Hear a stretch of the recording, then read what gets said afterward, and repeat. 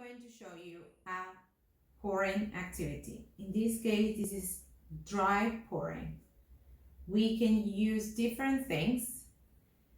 At the moment, I'm using sprinkles, but you can use rice, you can use beans, corn.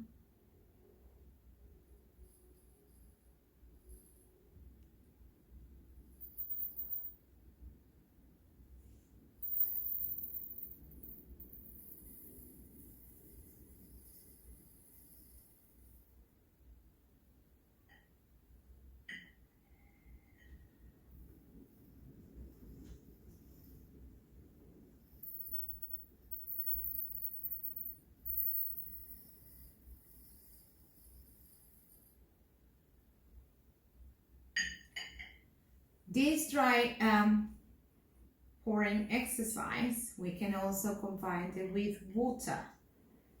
Pouring water, and if you don't have a tray, you can use a plate like I used here.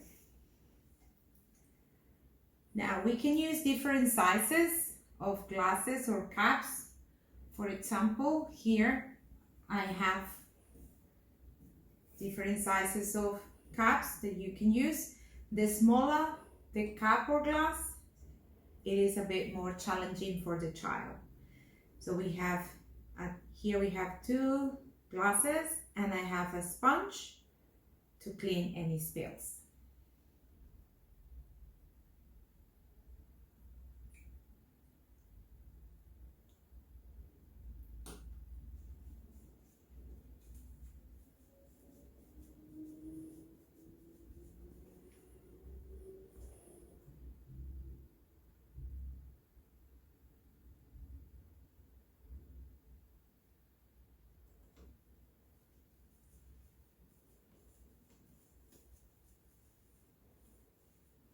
And your child can repeat this activity as many times as they want. And remember to always put the water on the left side.